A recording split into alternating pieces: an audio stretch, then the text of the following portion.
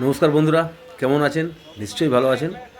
তো আজকে আমরা সপরিবারে একবার আর্লি ইজ দ্য মর্নিং বেরিয়ে পড়েছি বর্ধমানের উদ্দেশ্যে। সেইখানে আমার এক প্রিয় বন্ধু, অত্যন্ত উপকারী বন্ধু, তার বাড়িতে। তো যাই হোক, ট্রেনে করে যাচ্ছি, শক্তিগড় স্টেশন পার করলাম। ইতিমধ্যে আমরা গ্রামে ঢুকেছি। বর্ধমান জেলার এটি সারুল গ্রাম। তো যাই হোক বন্ধুরা, এখানে বেশ প্রত্যন্ত গ্রাম বললেই চলে। আর কৃষিকাজ তো রয়েছে এখানে, এবং চাকুরির উপরও নির্ভর করে এখানে জীবনযাপন করেন মানুষজন। আর গ্রামে ঢুকতেই এই মন্দিরটি রয়েছে এবং বড় একটি বটগাছ। হ্যাঁ, খুব মনোরম দৃশ্য। আর এখানে এই যে পুকুর ঘাট রয়েছে এবং পুকুরের চারিপাশে একেবারে বড় গাছপালা ভর্তি। আমরা যারা শহরে থাকি এই সুদূর মাঠ অনেকেই দেখি না, আর সবুজ তো একেবারেই দেখতে ভুলে গেছি।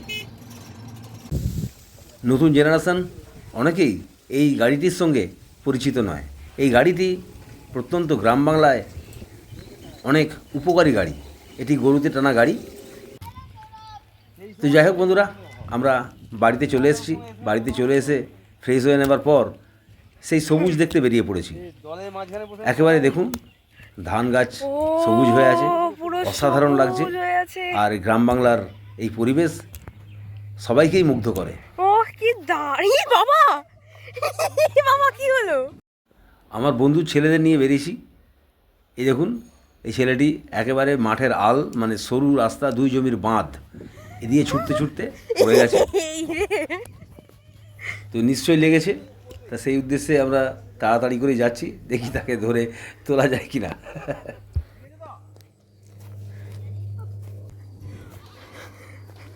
ও পুরো উল্টালো, দেখলে? তো যাই হোক বন্ধুরা, আমরা চলেছি আবার ওই গ্রামের রাস্তা ধরে, চারিদিকটা সবুজ দেখতে দেখতে। গ্রামের মনোরম দৃশ্য আমাদের চোখে তো ধরাই পড়ে না। তা ভাগ্যক্রমে এখানে এসেছি। এই মেঠো পথ দিয়ে চলতে চলতে খুব সুন্দর দৃশ্য অনুভব করতে করতে আমরা পৌঁছে গেছি একটি ক্যানেলের কাছে। এখানে এই মেন ক্যানেল, এটা এই ক্যানেলের জল দিয়েই সেচ কার্য করে এখানে চাষাবাদ যাবতীয় হয়।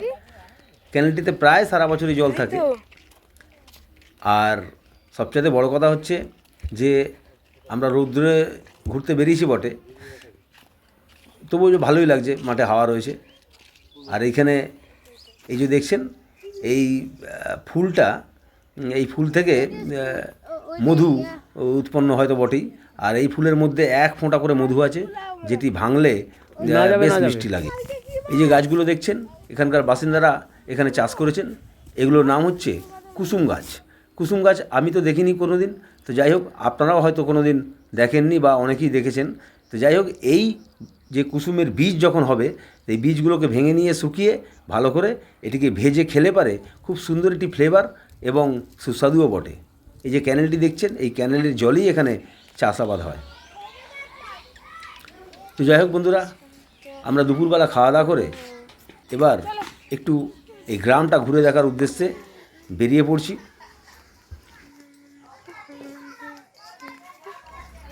যারা শহরে থাকেন তারা তো অনুভব করতে পারবেন না যে গ্রামের পথ দিয়ে হেঁটে চলার একটা আনন্দই আলাদা। আর সবচেয়ে বড় কথা, এই গ্রামে অনেক মন্দির রয়েছে, তার মধ্যে এটি। আর এই মন্দিরগুলো যথেষ্ট বেশ সাজানো গোছানো রয়েছে। গ্রামের পথ, কাঁচা পাকা বাড়ি, বড় গাছ। আর এখানকার মানুষজন অতীব ভদ্র, এবং সবচেয়ে বড় কথা হচ্ছে যে আমাদেরকে সবাই রেসপেক্ট করেছেন। আর মন্দিরে ভরা বললাম, আরও একটি মন্দির, এটিও অনেক বছর পুরনো মন্দির, দেখেই মনে হবে। এই যে দেখছেন, মন্দিরটি দেখেই বুঝতে পারছেন অনেক বছর আগেকার পুরনো মন্দির। এখানকার লোকজনের থেকে জানা যায় যে এটি অন্তত 150 বছরের পুরনো মন্দির। এটি হয়তো নতুন করে তৈরি করা হয়েছে।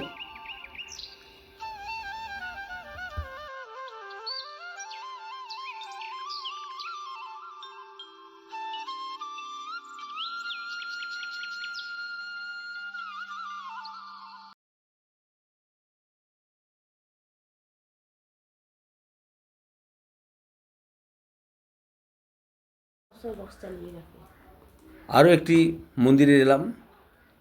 এই মন্দিরটিও বেশ পুরনো। তো যাই হোক বন্ধুরা, প্রায় সন্ধে হয়ে এসছে, সন্ধে হয়েই গেছে। দেখুন এই যে মন্দিরগুলো, এখানে একটি নতুন মন্দির তৈরি করেছেন, দুর্গা মন্দির। এটিকেও খুব সুন্দরভাবে একেবারে সাজিয়ে গুছিয়ে রেখেছেন। যেহেতু প্রায় সন্ধে হয়েই গেছে, তাই এই মন্দিরে ঢোকার পর দেখা গেল যে ভদ্রমহিলা যিনি আছেন তিনি আমাদেরকে সমস্ত লাইট জেলে, মানে আলো জেলে একেবারে মন্দির দর্শন করাচ্ছেন। এ থেকে বোঝা যায় যে গ্রামের মানুষের মধ্যে কতটা সরলতা।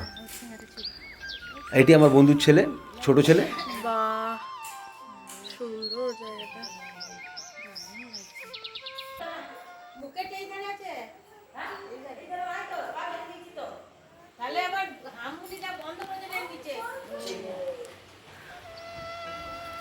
এখানে যে এই দুর্গা মূর্তিটি দেখছেন, এটি সারা বছর পুজো হয়। একেবারে বছরের শেষে আবার নতুন দুর্গা পুজোর সময় এটি হয়তো বিসর্জন হয়।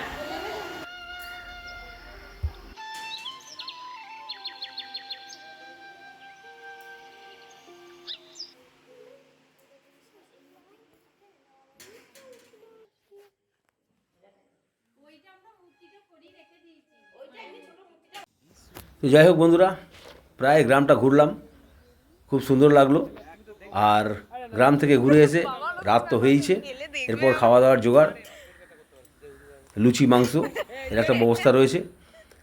তো এখানে আমার স্ত্রী মানে চন্দনা সেই রান্নাবান্না করছে। আপনারা ভাববেন যে কেন রান্না করছে, আদতে না, আমরা গিয়ে এখানে একটা প্রায় পিকনিকের মতো করি, তাই নিজেদের মনে করে রান্নাবাড়াও নিজেরাই করে নিই। দ্বিতীয় দিন সকাল হয়ে গেল, আর সকালবেলায় যে দেখছেন জাল পড়ে রয়েছে। আমার বন্ধুর একেবারে বাড়ির সঙ্গেই একটা পুকুর রয়েছে যেখানে মাছ চাষ করা রয়েছে। আর দেখুন বাচ্চাগুলো একেবারে ওই নানা রকম পোষ্যের সঙ্গে খেলাধুলায় ব্যস্ত রয়েছে। আর এখানে দেখুন এদের বাড়িতে, মানে শুধু এদের বাড়িতে নয়, এই পুরো গ্রামেই নানা রকম পোষ্যের অভাব নেই। ছাগল, গরু, হাঁস, মুরগি, হ্যাঁ, ইত্যাদি নানা রকম পোষ্য। ওই জন্যই তো এখনো নারীটা দুটো দুটো খেয়াল নেওয়াল দুজনের।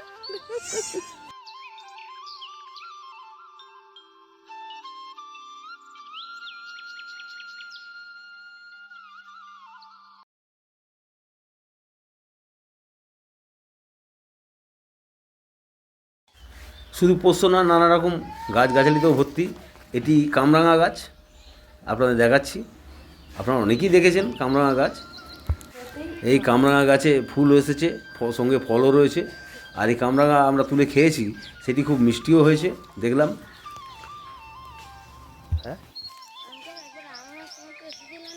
হ্যাঁ, আম হওয়ার সময় না, আম হওয়ার সময় হাসিনি।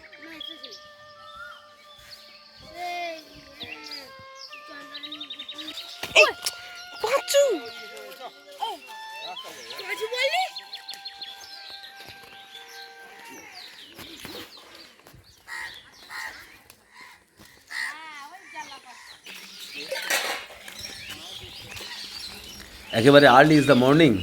দেখি গ্রামেরই কিছু মানুষ নিয়ে জাল দেওয়ার কাজ চলছে, মানে মাছ ধরার কাজ চলছে। ইতিমধ্যে কয়েকটি মাছও হয়েছে। এই মাছ দিয়েই আজকের দুপুরবেলার আহার হবে। একেবারে এই যে জ্যান্ত মাছ, মানে জীবন্ত মাছ, আর পুকুরে চাষ করা একেবারে মানে ন্যাচারাল মাছ, এই মাছটাও পাওয়া গ্রামেই সম্ভব।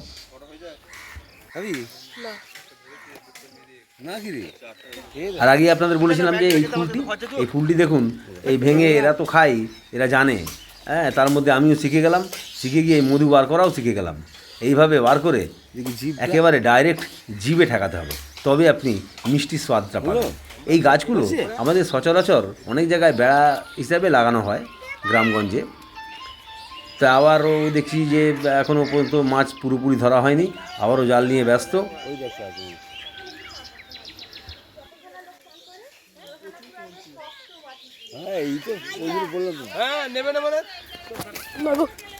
আবারও দেখছি এই যে মাছ ধরেছে, একেবারে অরিজিনাল জীবন্ত মাছ। বোধহয় মাছ ধরার কাজ এবার শেষ হয়ে গেল। বলছি যে চল জাল গুটিয়ে জল থেকে তুলে নিচ্ছেন। বেশ অনেক মাছ হয়েছে, আর এই মাছ দিয়ে আজকে দুপুরবেলা তো বললাম খাওয়া দাওয়া হবে। তো যাই হোক, ওই একই ব্যাপার। আবারও আমার স্ত্রী চন্দনা আনাজ ফানাজ কাটতে বসে পড়েছে। আর বাঙালির মধ্যে খাওয়া দাওয়াটাই যেন সবচেয়ে বড় কথা। এই তো দেখাচ্ছি, বলো না। তো বন্ধুরা, আমাদের যে মেন আর কি বন্ধু আপনাদের দাদা বাড়ি চলে এসেছি। আর এখানে একটা হই হই ব্যাপার, আমরা এলে এখানে খুবই আনন্দ হয়, আর আমরাও আনন্দ পাই, এরাও আনন্দ পায়। এখন আমাদের রান্না বাড়ার সব জোগাড়জাট হচ্ছে। সকালবেলা তো মাছ ধরেছি, আপনারা দেখেছেন। তো সেসব কাটাকুটি হবে, এগুলো সব হচ্ছে, এখন কাটাকুটি হচ্ছে রান্নার। চলো নেটটা অন করো নি।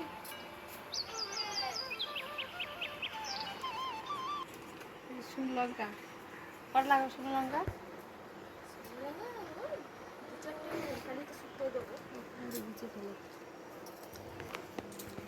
আর ইনি হচ্ছেন হারাধন বাবুর দিদি, মানে আমাদেরও দিদি, আর তার স্ত্রী।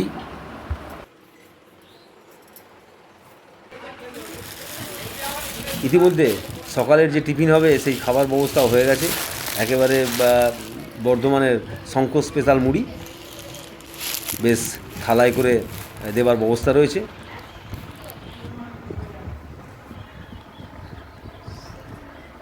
সকাল সকাল মুড়ি আর দেখছি ঘুগনি তৈরি হয়ে গেছে। আর আমি ওই দিক থেকে একটু জল নিয়ে এলাম। খাবার জলের এখানে খুব কষ্ট, অনেকটা দূর থেকে নিয়ে আসতে হয়। আমি একটু হেল্প করেই দিলাম। আমাদের বৌদিমণি মানে ঘুগনি বেড়ে দিচ্ছেন, ঘুগনি মুড়ি। এই ঘুগনি মুড়ি এখন সকালবেলা টিফিনটা করে নিলাম।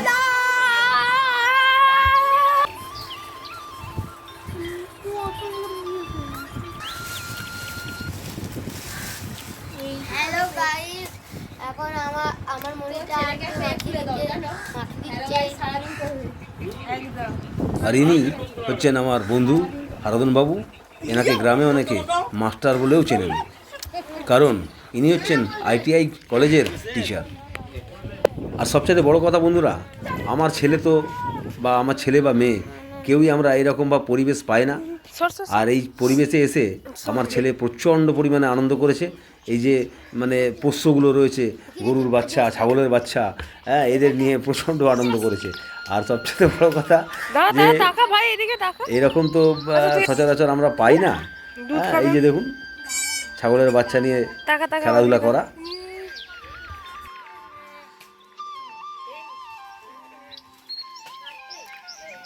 টাকা আমার দিকে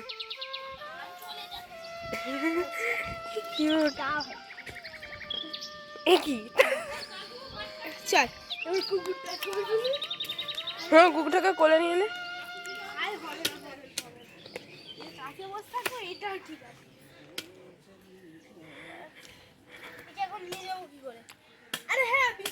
একটা হামি দে। কুকুর আমরা সবাই বাড়িতে প্রায় কিছু না কিছু পুষে থাকি, সেটা একটা ব্যাপার, কিন্তু এটা একবারে প্রাকৃতিক ব্যাপার। তো যাই হোক, মাছ কাটাকাটি চলেছে। আর আমার বন্ধু নাম হারাধন, এই হারাধন বাবুই এখন মাছ কাটাকাটি করছে। পরে কেটে নিচ্ছে।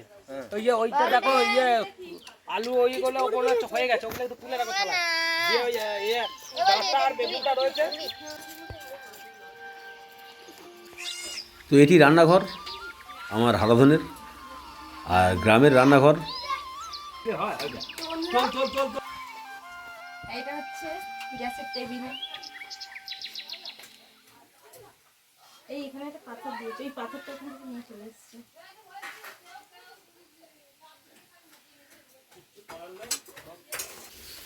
তো বন্ধুরা, মাছ কাটাকাটি প্রায় শেষের দিকে। বেশ কিছু মাছ কেটেছে, আজকের খাওয়াটা ব্যাপক হবে। আর মানে প্রচণ্ড আনন্দপূর্ণ ওই ব্যাপার হচ্ছে।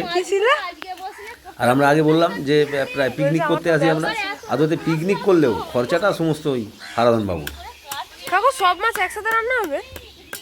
যতই রেয়াজি খাসির মাংস খান না কেন, এই অরিজিনাল যে মাছের স্বাদ এটি সচরাচর পাওয়া যায় না। গ্রামে কাঠকুটোর অভাব নেই, তাই কাঠেও রান্না হয়, এমার্জেন্সিতে গ্যাসে রান্না হয়। দেখুন, রান্না চলছে।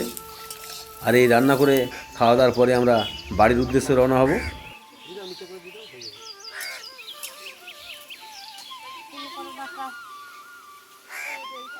ছেলেটা একদম বুঝতে পারছে না, বুঝলে?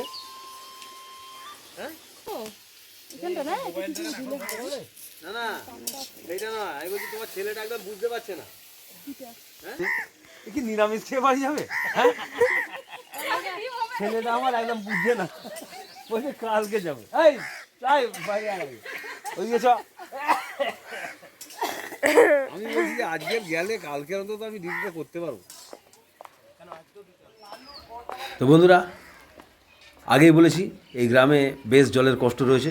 তাই এখানে এই যে সভাটা দেখছেন, একজন সরকারি আধিকারিক এসছেন, গ্রামের সমস্ত ব্যক্তিদের সঙ্গে আলাপ আলোচনা চলছে যে কিভাবে এই জলের সমস্যার সমাধান করা যায়।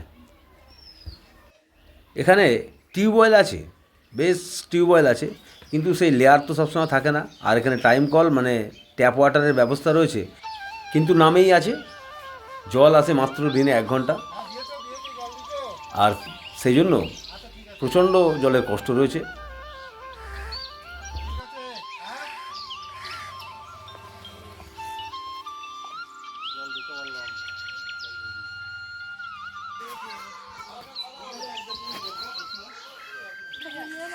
তাহলে আমরা বলছিলাম এখানে তাহলে এই ব্যবস্থাটা কি হবে?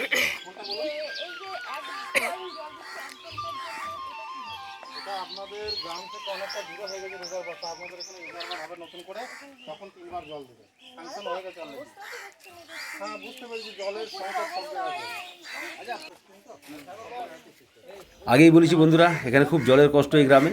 তো এইখানে এখন বাড়ি যাওয়ার মুহূর্তে দেখি একজন সরকারি অফিসার মানে আধিকারিক এসছেন জলের ব্যবস্থা নিয়ে আলোচনা করতে। বন্ধুরা, ভিডিওটা আজকের এখানেই শেষ করছি। আমরা বাড়ির উদ্দেশ্যে রওনা হয়েছি। আর একই কথা বলে রাখি, যদি ভিডিওটা ভালো লাগে তো অবশ্যই একটি লাইক, শেয়ার, কমেন্ট করে আমার চ্যানেলটিকে এগিয়ে যেতে সাহায্য করবেন। আর সবাই সুস্থ থাকবেন, ভালো থাকবেন। তো বন্ধুরা, এখন আমরা বাড়ির দিকে রওনা দিয়েছি, বাড়ি ফিরে যাচ্ছি।